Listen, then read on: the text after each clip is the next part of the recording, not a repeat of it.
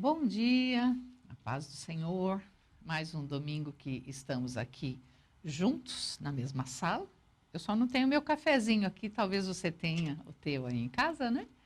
E nós vamos estudar mais uma parte da palavra de Deus. E nós estamos nesta revista, né?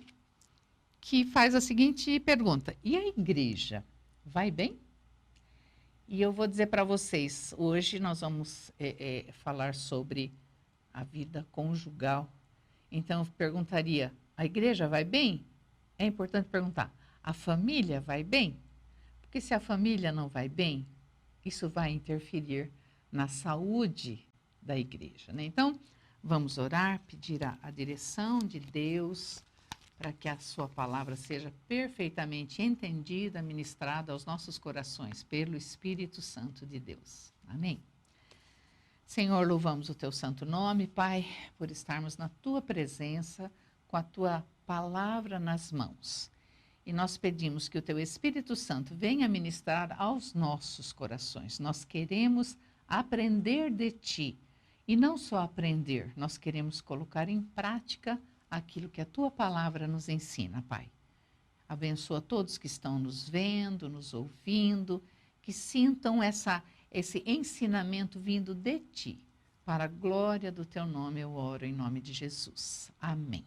Bom, amados, como eu falei, o título hoje da nossa aula é A Vida Conjugal, né? Então a gente fala, temos a vida com Deus, a vida com o nosso próximo, a vida conjugal. Quem é o jugal?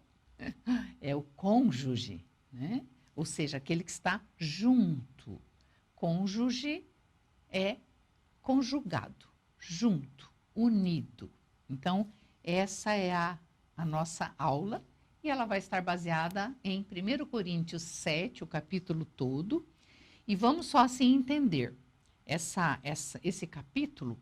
Até Paulo começa, ele fala assim: quanto aos assuntos sobre os quais vocês escreveram, então vejam, claramente a igreja de Corinto mandou uma carta para Paulo e ele está respondendo aos questionamentos feitos. Então, na verdade, essa carta são perguntas e respostas específicas desses crentes lá de Corinto.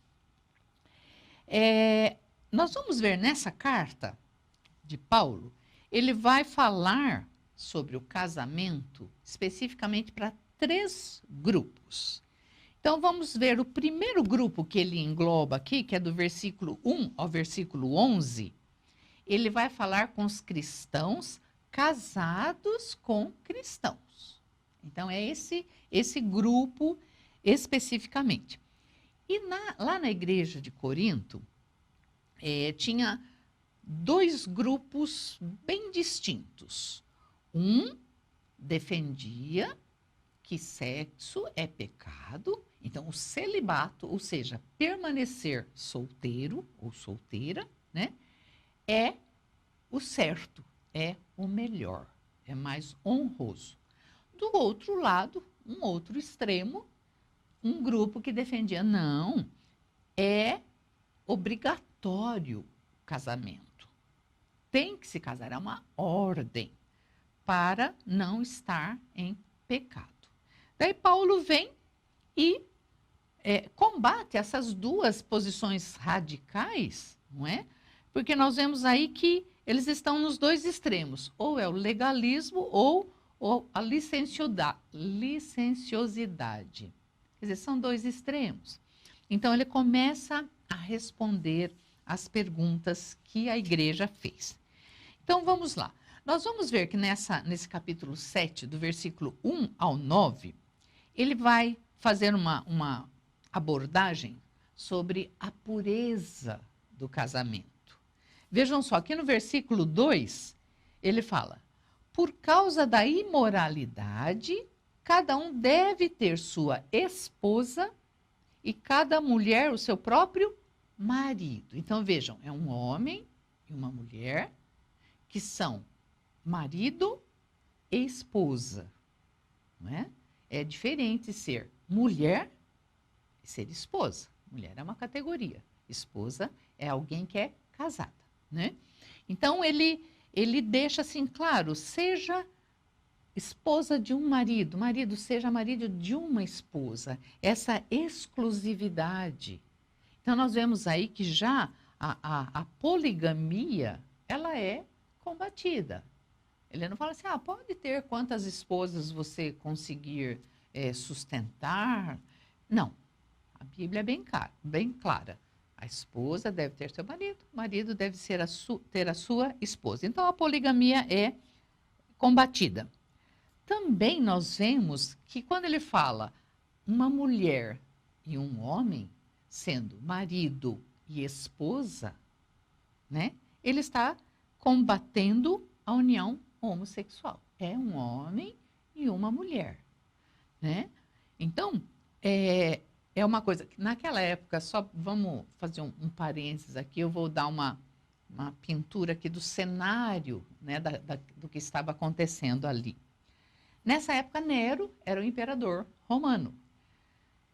E, segundo os historiadores, né, há algumas controvérsias, mas eles falam das maldades, né, que Nero fez, diz a história. Ele matou a própria mãe, ele matou 2 esposas, ele pôs fogo em Roma, daí ele pôs culpa nos cristãos, então começou aquela matança de cristãos, e, inclusive foi o Nero que prendeu Paulo e decapitou, mandou decapitar, prendeu Pedro e o matou, crucificado. Era uma perseguição aos cristãos. Então, estava um clima muito assim, revolucionário ali, era a destruição de Jerusalém. Então, era um momento assim, bem crítico, né? E aí, por que ele fala dessa singularidade, homem e mulher? O próprio Nero, conforme os historiadores, ele era homossexual. Ele teve esposas, ele matou 2 esposas, mas consta nos livros da sua biografia que ele se casou publicamente com homem, não é? E os historiadores dizem que de 15 imperadores, 14 eram homossexuais. Então, vejam, era uma cultura amplamente defendida, né, e vivida, praticada. Então, Paulo teve esse cuidado de falar, homem e mulher que se tornam marido e esposa, né? Então, ele colocou bem claro aí. E também nós vemos que aí o celibato, né? O celibato compulsório, quer dizer, obrigatoriamente você tem que ficar solteiro ou solteira. Não há essa obrigatoriedade. Assim como não é obrigatório o casar-se. Tanto que Paulo trata como sendo um dom. O casamento, o casar-se ou ficar solteiro é dom.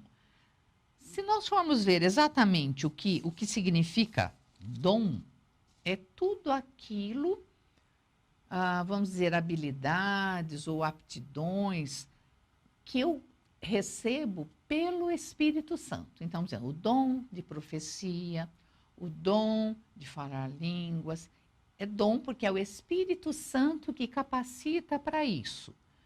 Normalmente, nós usamos a palavra dom mais assim, frequentemente, sem especificamente ser o dom do Espírito. Fala assim, nossa, aquela pessoa tem o dom de fazer uma comida gostosa, não é? Pode ser. Mas assim, ele trata o casamento ou o celibato, quer dizer, não casar, como um dom. E ele fala, continue naquilo que Deus te chamou, conforme o chamado de Deus para você. Seja obediente a esse chamado.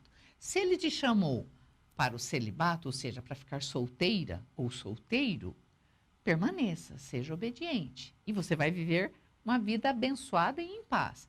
Se o Senhor te chama para casar-se, constituir família, também o faça diante de Deus, sempre procurando a orientação de Deus para qualquer uma das decisões, né?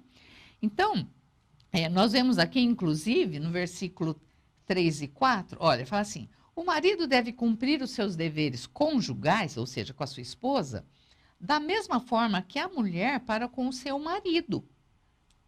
Então, vejam, ele coloca uma igualdade, né? Ele é mais importante ou ela, não é? Uma igualdade.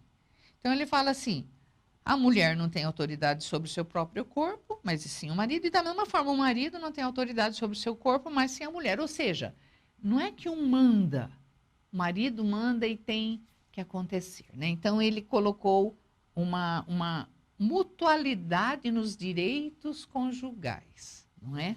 Nós vemos aqui nesse capítulo. Outra coisa que ele aborda é sobre a duração do casamento, né? Vemos aí no versículo 10 e 11,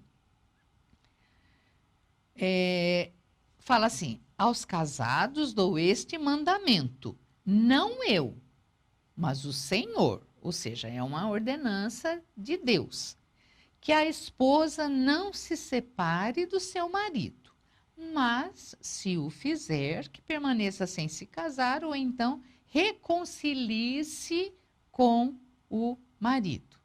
Então, nós vemos que a duração do casamento aqui é durante a vida, né? E nós temos, o próprio Jesus falou, né? Quando os fariseus perguntaram para ele, pode divorciar por qualquer motivo? Jesus falou, não era assim no começo, e aquilo que Deus uniu, o homem não separe. Essa foi a resposta de Jesus. Então, o casamento, ele dura enquanto se tem um ou outro vivo. Mas daí, a situação de não é infidelidade, eu não quero, eu casei, mas não quero mais estar casado, posso me divorciar? Primeira coisa, Paulo fala assim, a primeira coisa é, ok, não dá para ficar junto, separe, mas fique solteiro. Ele deixa bem claro aqui, né, na resposta. Porém, aquele que, aqui no caso, eu já estou... A primeira coisa se separou? Fique solteiro. A segunda, que ele fala, faça a devida reconciliação. Que haja conversa, que haja perdão e que haja uma reconciliação. Isso está aí no versículo 10 e 11, não é? Então, ele dá o divórcio como errado, não sei se é a palavra certa, se não houver a infidelidade. Então, daí nós vamos para essa parte, né? Quer dizer, não dá para viver junto? Não quero mais viver junto? Então, o divórcio vai existir. Então, o divórcio, ele existe, mas é em uma última opção. Deve-se tentar em diálogos, em atendimentos pastorais, deve-se buscar um consenso, perdão, e aí a reconciliação.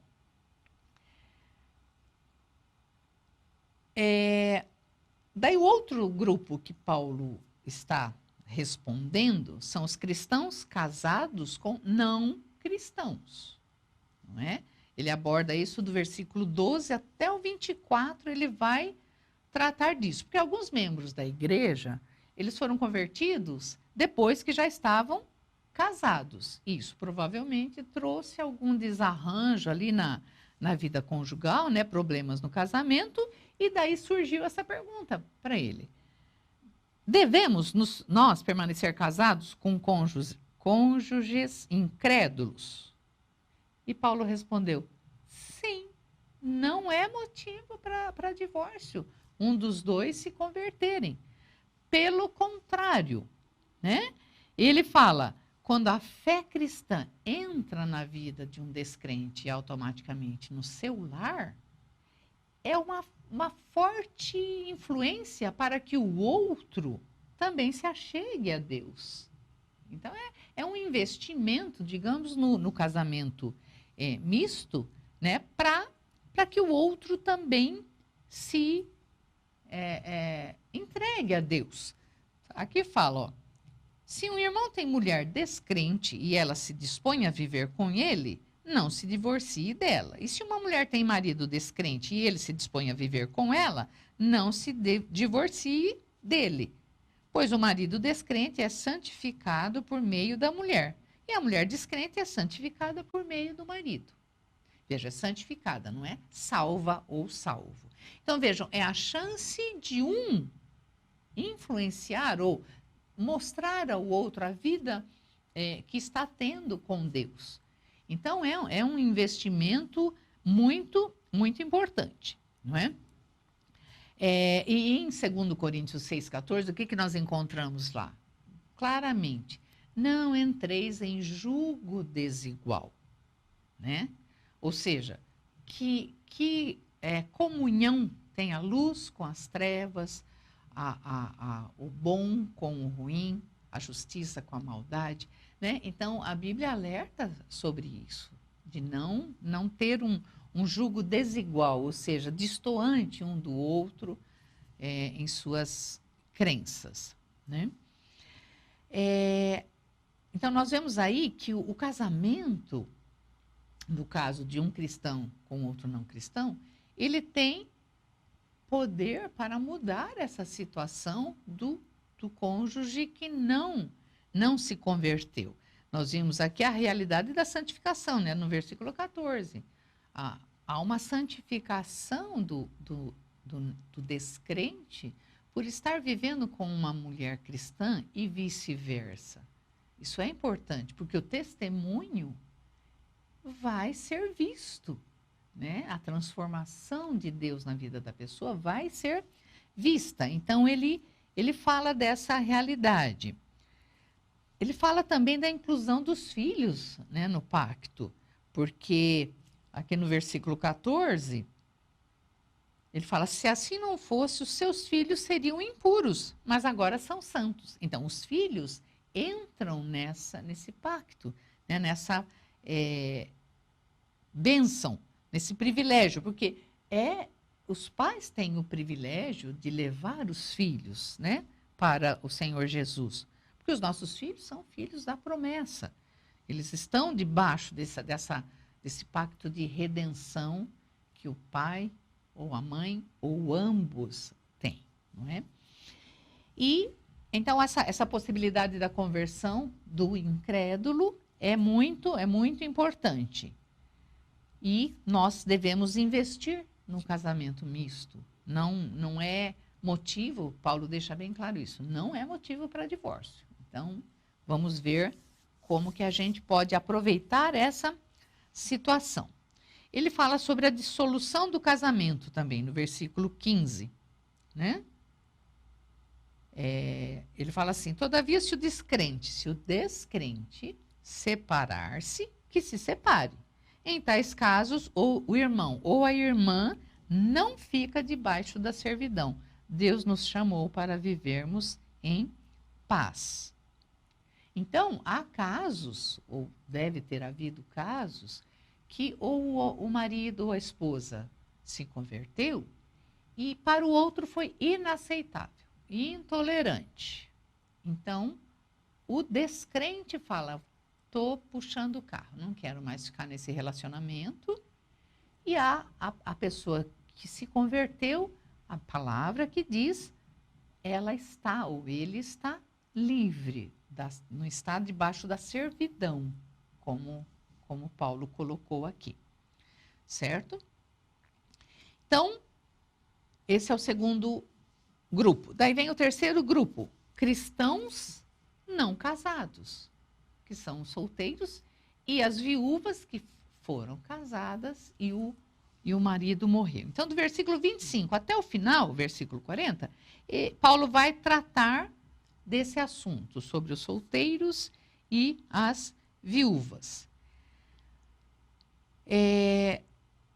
A gente vê claramente em alguns versículos a preferência de Paulo pelo celibato. Não se sabe ao certo, a Bíblia não é clara, até onde eu li e pesquisei, se Paulo casou-se ou não. Porque tem hora que ele fala, eu preferiria que vocês permanecessem como eu. Né? Então, tem momentos que pode ser casado ou não ser. Então, não temos essa certeza. Mas ele tinha uma preferência pelo celibato. Ele sempre dava essa preferência.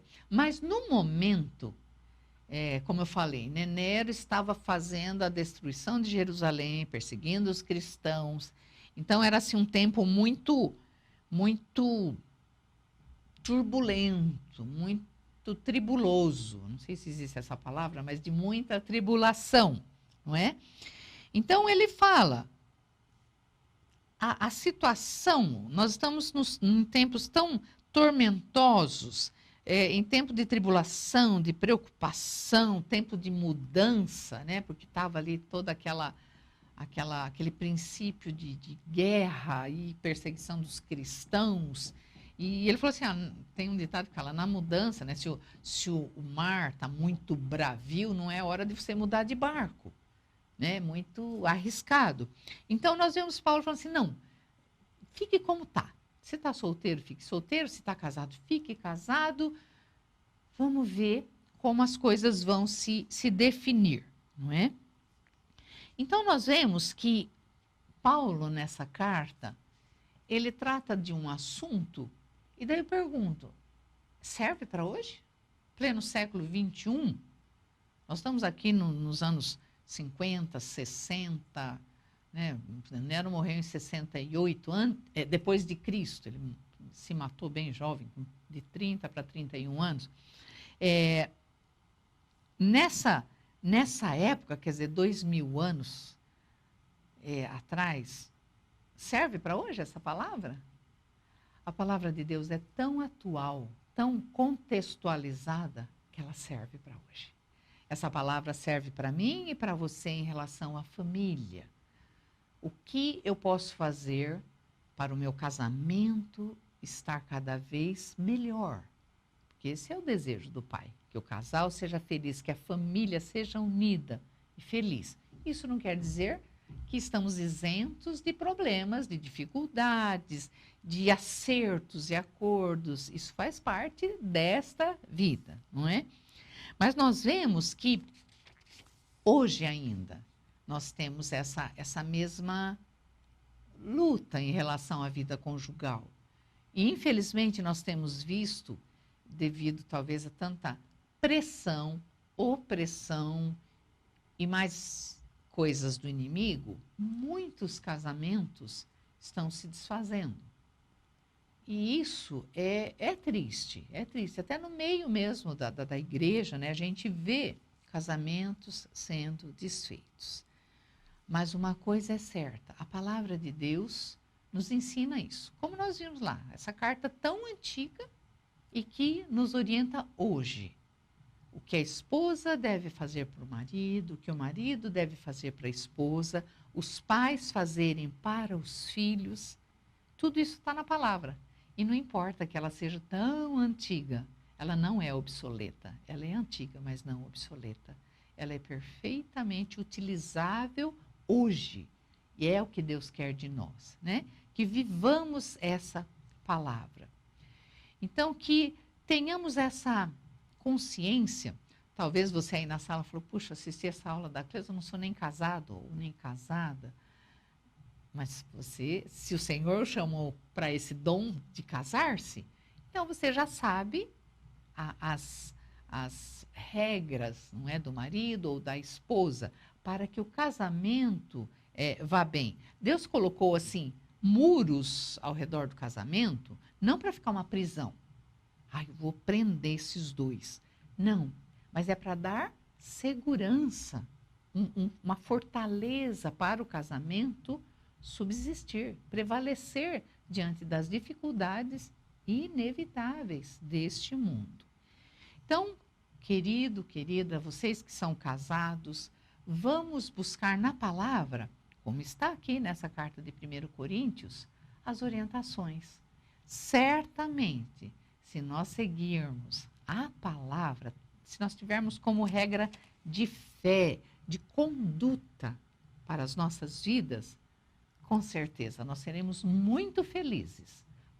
Tudo será mais fácil. Não que não vamos ter problema, vai virar tudo um mar de rosas.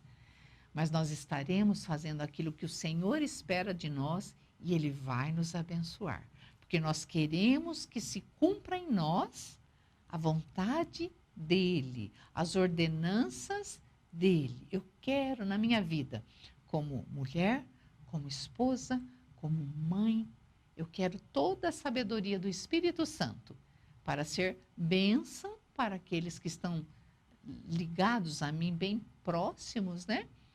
E para outros. Eu posso transmitir aquilo que Deus faz e fez na minha vida e ser bênção para outras, né? Então, que Deus te abençoe. Se você é casado, casada, que Deus abençoe essa vida conjugal de vocês. E que ambos, um ao outro, procure fazer o que é agradável, primeiramente a Deus e ao cônjuge. Então, que Deus te abençoe, uma semana de vitória e vamos cuidar da nossa família, porque se a família está bem, a igreja está bem e bem forte. Então, Deus abençoe, até a próxima semana, se Deus quiser.